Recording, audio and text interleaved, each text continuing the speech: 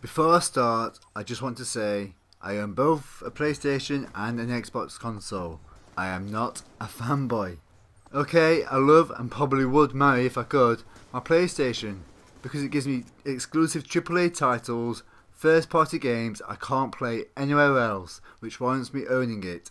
Games like The Last of Us, which is my second favourite game of all time, but also titles like Killzone, Uncharted, Infamous, Beyond Two Souls, Heavy Rain, and going back a few years, even Resistance. I know that owning a PlayStation means I can play games I can't anywhere else. Now, in terms of my Xbox, it's like my best friend.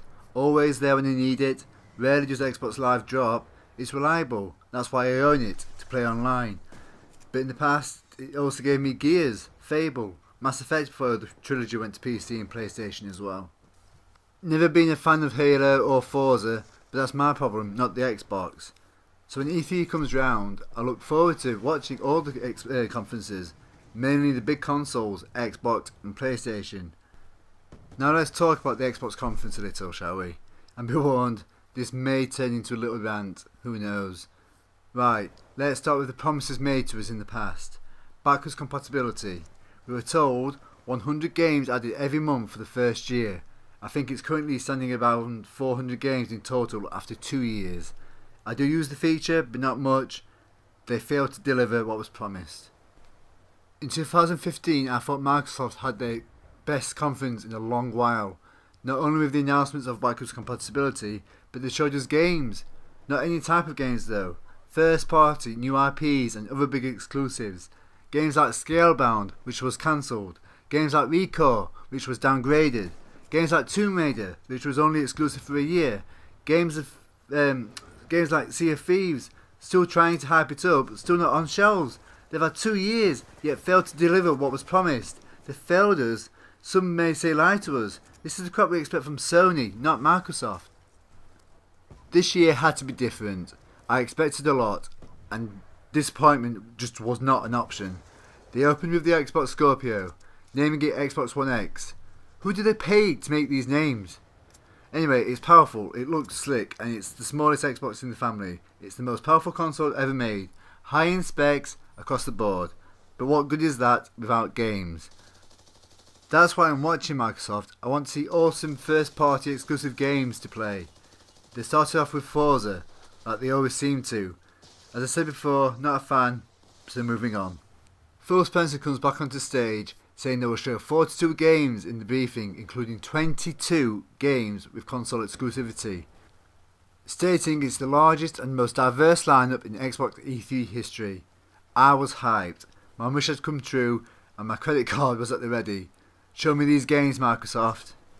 Metro, wow, looks beautiful and a lot of fun to play. We'll certainly be picking it up, but would like to know a little bit more about it. The new Assassin's Creed quickly followed. Assassin's Creed Origins, set in Egypt. After 2 years I was ready to become an assassin again. Please don't disappoint Ubisoft, and they didn't. Everything Assassin's Creed is about seemed to be there, and the Egyptian setting offers something new. Battlegrounds, an exclusive to Windows 10. Nice coup, looks like a great game to play. Deep Rock Galactic, not for me. WoW, State of Decay 2 looked immense, intense even. Almost a Fallout feel to it with a dose of The Last of Us with a splash of Far Cry. Can't wait to get my hands on it, but it's a play anyway title, not full exclusive to console. Minecraft, crossplay with PC and other consoles, that's really cool. But Minecraft in 4K, Mojang must have a sense of humour. Other than that, nothing new, so moving on. Code Vein looks epic and a lot of fun. Now this is a game I can see playing. They spent way too much time on Sea of Thieves though, but it's a game I can see playing with friends. Never played Crackdown, but it looks okay. Life is Strange was an emotional rollercoaster for me. Choosing Chloe or the town at the end was a very difficult decision to make.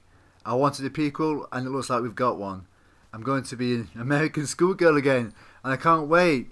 Having that didn't sound right, but you know what I mean. Couldn't get into Shadow of Mordor, so Shadow of War ain't for me. However, Booze the Chopper reminds me of an ex-girlfriend. Ori deserves a mention, looks beautiful just like the original. Original Xbox compatibility is a major thing. I want to see Fable, let's see what happens. To finish off, the show does Anthem. Now where BioWare involved, I'm totally biased. Mass Effect is my favourite franchise of all time. Dragon Age is great. And who doesn't like Knights of the Old Republic if they're lucky enough, or I guess old enough to have played it? This is the game that stole the show for me. I got the feeling it's what Mass Effect should have been. It looks fantastic. Lessons seem to have been learnt in terms of the facial expressions and movement that were big bugs in Andromeda. However, it's too early to say, this is only a trailer. I will delve more into this in another video, including gameplay, because I do want to make another video on this game. It's BioWare, so it has my full attention. But in terms of the Microsoft showcase, that was it. You probably noticed I just brushed through the games shown, and the reason is none of them really stand out, excited me.